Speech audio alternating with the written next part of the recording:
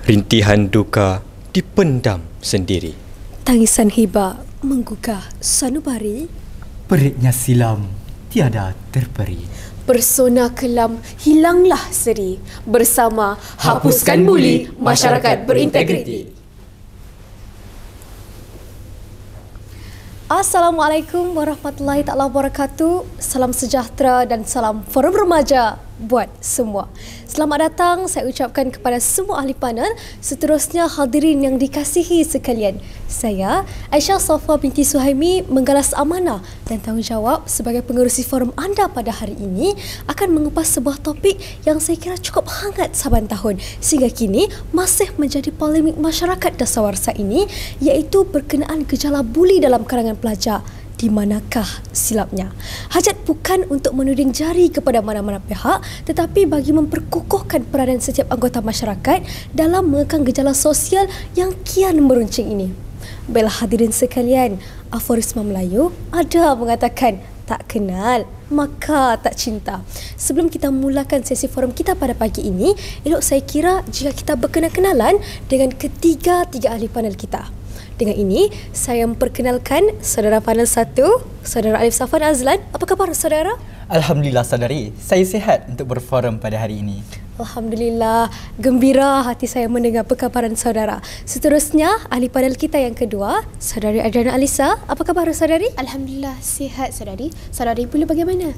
Alhamdulillah, saya juga baik-baik sahaja. Seterusnya, ahli panel kita yang ketiga, tak lain dan tak bukan saudara Ali Zulfikar. Apa khabar saudara? Alhamdulillah, khabar baik saudari. Saya lihat saudara dari tadi seperti sedang memikirkan sesuatu. Jikalau sudi, boleh saudara kongsikan apa yang sedang bermain di fikiran saudara? Ya, benar saudari. Banyak yang sedang saya fikirkan, terutama tentang tajuk forum kita pada hari ini. Nampaknya sungguh bersemangat ketiga-tiga ahli panel kita pada hari ini. Baiklah, usai sesi perkenalan sesama ahli panel, kita terus kepada agenda utama kita pada hari ini. Hadirin dan hadirat sekalian, mengimbau kembali peristiwa yang menyayat hati sanubari apabila seluruh warga Malaysia digemparkan dengan satu kes buli yang berlaku di sebuah universiti awam, Universiti Pertahanan Nasional Malaysia, beberapa tahun lalu melibatkan 18 orang pelajar mendera sehingga meranggut nyawa salah seorang penuntut yang juga merupakan pegawai kadet UPNM pada ketika itu, Allahyarham Zulfarhan Osman Zulkarnain. Insiden ini telah membuka mata ramai pihak berkenaan masalah buli dalam kalangan pelajar yang semakin berleluasa.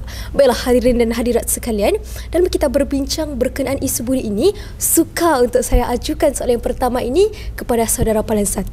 Baiklah saudara, bolehkah saudara jelaskan apa yang dapat didefinisikan berdasarkan perkataan buli itu sendiri? Silakan saudara. Baik saudari pengerusi majlis. Hadirin sekalian, jika kita tinjau semula, sebenarnya frasa buli yang sudah wujud sekitar abad ke-15 lagi menunjukkan bahawa kelakuan buli itu sendiri sudah berlaku sejak dahulu lagi. Dari segi istilahnya, buli ialah penyalahgunaan kuasa berbentuk penindasan secara psikologi maupun secara fizikal oleh individu yang lebih berkuasa kepada individu yang lemah.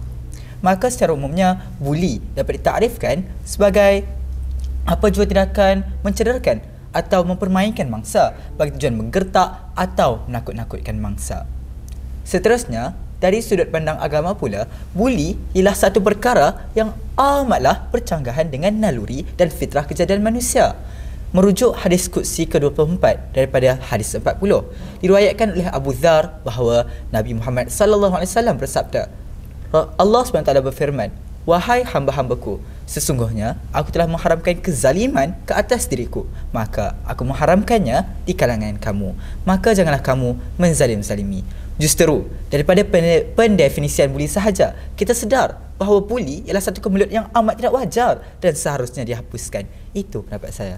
Terima kasih saudara Alif atas perkongsian yang sangat berinformasi sebentar tadi.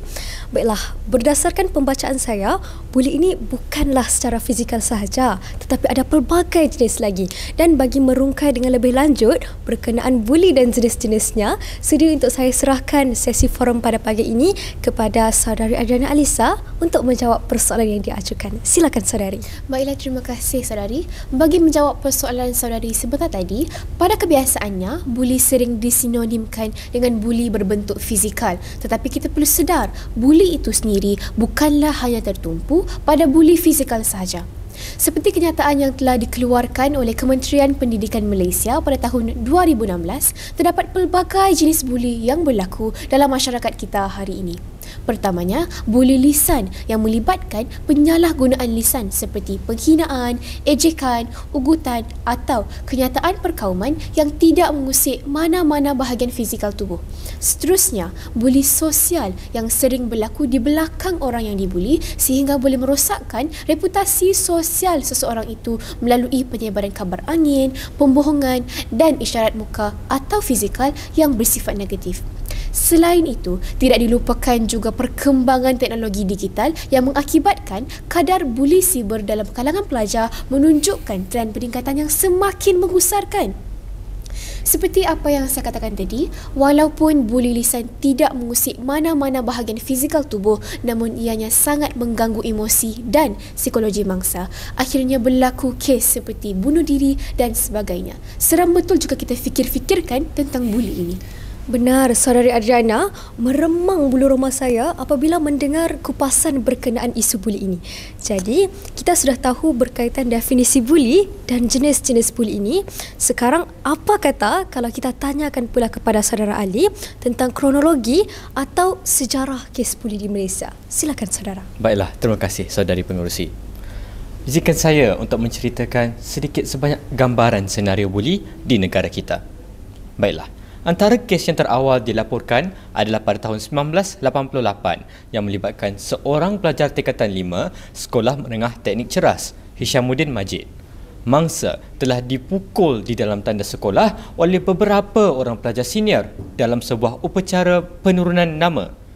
Kononnya sebagai simbolik bagi mewarisi legasi gangster yang terdapat di sekolah tersebut.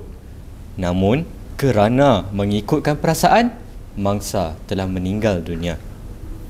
Kes seterusnya berlaku di Sekolah Menengah Agama Datuk Kelana Petra Makmur, Ampangan Negeri Sembilan yang turut dibuli. Kes ini sekali lagi menggemparkan dunia pendidikan Malaysia. Seterusnya, kes yang berlaku di Sekolah Menengah Teknik Batu Pahat pula tular di media. Tuan-tuan dan puan-puan, kes buli ini tidak sahaja akan melibatkan pelajar senior dan pelajar junior sahaja. Malah, ia juga boleh melibatkan rakan sebaya. Misalnya, kes di MRSM Sultan Azlan Shah di Perak pada tahun 2021. Rakan menjadi berang apabila mangsa menegur perbuatan mereka yang menonton video lucah. Akhirnya membawa kepada pergaduhan dan kecederaan kepada mangsa. Ini baru cerita di sekolah. Belum lagi cerita di Institut Pengajian Tinggi seperti yang diceritakan Saudari Aisyah di awal forum kita tadi. Mungkin apa yang bakal saya kongsikan ini akan mengejutkan hadirin sekalian. Menurut sebuah kajian yang dilakukan oleh Musuh Zile pada tahun 2017, mendapati bahawa Malaysia berada pada kedudukan ke-7 tertinggi negara paling banyak kes buli daripada 53 buah negara yang mengambil bahagian dalam kajian tersebut. Subhanallah, sebelum nasi menjadi bubur, lebih baik kita bangkit dan bertindak. Jangan nanti sudah terhantuk baru nak terengadah. Sekian daripada saya. Terima kasih Saudara Ali atas perkongsian yang panjang lebar namun padat dengan informasi sebentar tadi. Tidak dinafikan telah banyak isu dan masalah buli yang berlaku dalam kalangan pelajar masa kini semakin membimbangkan ramai pihak. Oleh itu, peranan pihak-pihak tertentu perlu diperkasa dan disedarkan. Baiklah, Saudari Adriana, bolehkah saudari berkongsi berkaitan peranan sekolah dan guru dalam membantu untuk mengekang masalah sosial ini? Silakan, saudari. Baiklah, terima kasih Aisyah. Sedar atau tidak, waktu remaja di sekolah mengambil masa 6 hingga 8 jam sehari dan ianya cukup panjang menyamai masa mereka di rumah. Justru guru dan sekolah dikatakan sebagai rumah dan ibu bapa kedua remaja. Jika remaja duduk di asrama, maka masa yang terluang bersama guru atau warden semestinya lebih lama berbanding dengan ibu bapa mereka. Sebagai sebuah entiti penting ini, guru dan sekolah perlu menjalankan fungsinya dengan berkesan. Sesi kaunseling, kem motivasi, kem akhlak dan sebagainya boleh dijadikan sebagai benteng pengukuhan hati dan jati diri murid. Inisiatif Sekolah Penyayang dan Sekolah Sejahtera yang dicadangkan oleh Kementerian Pendidikan Malaysia juga boleh dijadikan sebagai satu batu loncatan membentuk insan kamil ini. Hadirin sekalian, falsafah pendidikan kebangsaan perlu dihayati oleh guru dan sekolah dalam memastikan dan melahirkan murid yang seimbang dari aspek rohani, jasmani, emosi dan intelek. Seterusnya, aura ini disalurkan ke dalam jiwa setiap murid di sekolah tanpa mengira warna kulit, tahap kepandaian atau taraf gaji keluarga mereka. Mungkin ada di antara pembuli ini kurang kasih sayang di rumah saya kira, dan apabila sampai di sekolah, guru pula tidak memberikan perhatian yang secukupnya. Hal ini akan mengakibatkan jiwa muda mereka memberontak, dan pemberontakan ini akan disalurkan ke mana? Kepada rakan-rakan mereka yang lemah pastinya. Dan jika tidak terkawal akan mengakibatkan berlaku kemalangan jiwa dan sebagainya. Ini apa yang perlu kita sama-sama ambil perhatian. Benar Saudari Adriana, saya amat bersetuju dengan pendapat saudari sebentar tadi. Seterusnya, Saudara Ali, agaknya apa pula peranan rakan sebaya dalam hal ini? Adakah mereka juga perlu dilibatkan dalam menangani masalah ini? Silakan saudara. Baiklah, terima kasih Saudari Aisyah. Saya yakin apabila berlakunya sesebuah kes yang melibatkan remaja, sudah pasti ramai yang menunding jari terhadap pengaruh rakan sebaya. Namun, kita perlu sedar ada kalanya pengaruh rakan sebaya ini memberikan kesan yang baik dan positif. Namun, saya bersetuju dengan apa yang dikatakan oleh Saudari Aisyah. Adanya kami pada hari ini bukan untuk mencari salah siapa, tetapi mahu menyelesaikan masalah buli itu sendiri. Menurut sebuah kajian yang dilakukan oleh Farah Jasmine pada tahun 2018 di Universiti Kebangsaan Malaysia yang bertajuk Pengaruh Rakan Sebaya Terhadap Kelakuan Remaja, mendapati bahawa pengaruh rakan sebaya sangatlah signifikan terhadap remaja dan ia mempunyai peratusan yang tertinggi selepas ibu bapa dan guru. Hal ini membuktikan jika rakan sebaya memainkan peranan yang baik dan positif, maka masalah sosial seperti buli ini dapat dibendung. Suka untuk saya memetik sepotong nasihat daripada Imam Syafi'i yang berbunyi, jika kamu mempunyai seorang sahabat yang membantumu dalam ketaatan, maka genggam eratlah tangannya. Kerana mencari sahabat itu sulit, sedangkan meninggalkannya sangatlah mudah. Menerusi nasihat ini, kepada semua remaja yang menonton kami, tepuk dada, tanya iman. Pandang kiri dan kanan anda. Adakah mereka yang mendampingi anda pada hari ini rakan yang baik atau sebaliknya? Peranan sahabat pada hari ini cukuplah mudah. Jika ada dengki, nasihati. Jika ada dendam, padam. Dan jika ada syaitan, pujuklah mencari iman. Sesungguhnya, mencegah itu lebih baik dari mengubati. Sesal dahulu pendapatan, sesal kemudian tiada gunanya. Terima kasih Saudara Ali atas perkongsian sebentar tadi. Sengaja saya lewatkan soalan berkaitan peranan ibu bapa dan keluarga kerana Saudara Alif mungkin ada jawapan yang terbaik dalam menjawab persoalan ini. Silakan saudara. Baik, terima kasih. Hadirin sekalian, suka untuk saya kongsikan dapatan kajian yang dijalankan oleh Unit Psikologi Universiti Sains Islam Malaysia yang berkaitan dengan hubungan antara remaja dan keluarga. Hasil dapatan kajian menunjukkan bahawa ibu bapa dan keluarga 30% rapat dengan remaja, manakala baki 70% lagi ialah dengan rakan sebaya, sekolah dan sebagainya. Maka jelaslah bahawa ibu bapa masih signifikan dalam membentuk kegiatan dan jati diri anak-anak. Seterusnya, kajian yang dijalankan oleh Fakulti Sains Sosial dan Kemanusiaan UKM Bangi menunjukkan bahawa ibu bapa dan keluarga menjadi penyumbang yang paling besar dalam membentuk emosi dan kegiatan anak-anak. Saya berikan satu contoh. Jika di dalam sebuah institusi keluarga, seorang ayah sering memukul anak-anak dan ibu, maka perkara ini akan menyebabkan emosi dan psikologi anak terangsang oleh apa yang dilihatnya, seterusnya melahirkan seorang individu yang agresif, kaki pukul dan akhirnya menjadi seorang pembuli. Begitu juga sebaliknya. Jika di dalam sebuah keluarga itu ayahnya bertanggungjawab dan keluarganya sangat penyayang, maka remaja tersebut akan menjadi insan yang berjiwa murni. Ayo kita hadami hadis yang diriwayatkan oleh Abu Hurairah, Imam Muslim dan Bukhari, yang mana Barang siapa yang tidak menyayangi, maka dia tidak akan disayangi. Itu pendapat saya. Benarlah hadis, anak itu ibarat kain putih dan ibu bapa lah yang berhak mencorakkannya. Nampaknya perbincangan kita semakin bersemangat. Mungkin pada pusingan terakhir ini, setiap ahli panel boleh memberikan saranan yang terbaik yang boleh dilakukan oleh 3 pihak berkepentingan ini, iaitu ibu bapa, sekolah dan guru, seterusnya rakan sebaya dalam menangani masalah buli ini. Dengan ini, tanpa buang masa, saya mempersilakan Saudara Ali untuk menjawab persoalan yang diajukan. Silakan saudara. Baiklah, terima kasih saudari pengurusi. Apabila saya mendengar berita tentang kes buli di sekolah, saya mula berasa marah dan malu. Marah kerana kesilapan yang mereka lakukan memberikan imej yang buruk terhadap kita yang segenerasi dengan mereka. Malu kerana saya masih mampu untuk belajar dengan senang dan selesa.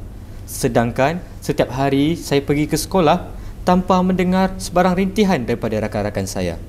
Saya malu jika saya sendiri terjerumus ke dalam golongan mereka yang tidak mengambil endah akan rakan-rakan. Justeru, saya mengambil inisiatif sendiri untuk bertanyakan khabar kepada rakan-rakan saya setiap kali kami berjumpa. Dan sememangnya, banyak perkara yang mereka kongsikan bersama saya. Nasihat saya kepada semua, ringan-ringankanlah diri untuk bertanya khabar kepada rakan-rakan, kerana kita tidak tahu jika ada di antara mereka yang sedang merana bersendirian. Sekian daripada saya. Terima kasih Saudara Ali. Allahu Akbar. Saya juga berharap yang saya akan menjadi rakan yang terbaik untuk rakan-rakan saya di sekolah nanti. Seterusnya, Saudara Aliflah bagaimana?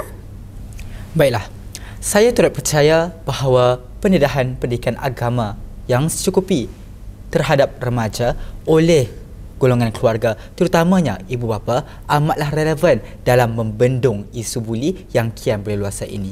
Ini kerana saya yakin bahawa setiap agama di muka bumi, tidak kiralah Islam, Kristian, Buddha, Hindu dan sebagainya, semua agama di muka bumi ini mengajarkan penganutnya adab, moral dan jati diri yang kuat.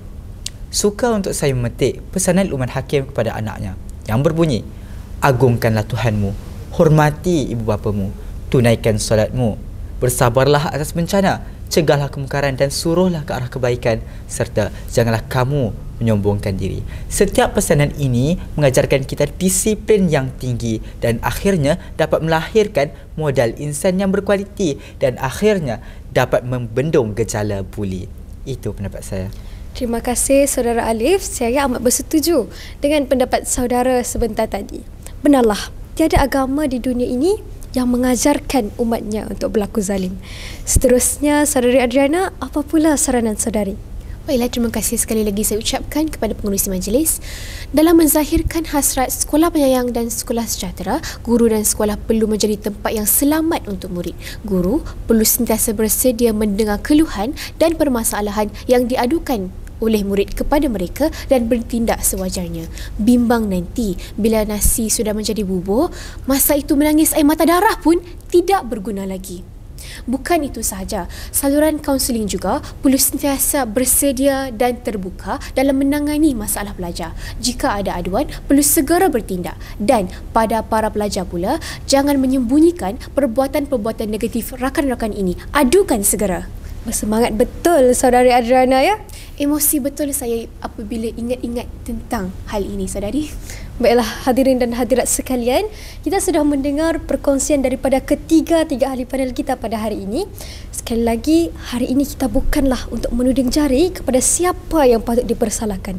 Tetapi hari ini kita mahu mencari solusi yang terbaik, membangunkan yang terlena, mengingatkan yang terlupa akan peranan kita sebagai khalifah di bumi Tuhan ini. Dan bagi merungkai solusi tersebut, peranan setiap komponen masyarakat perlu dititik beratkan kerana yang bulat tidak datang bergolek, yang pipih tidak datang melayang.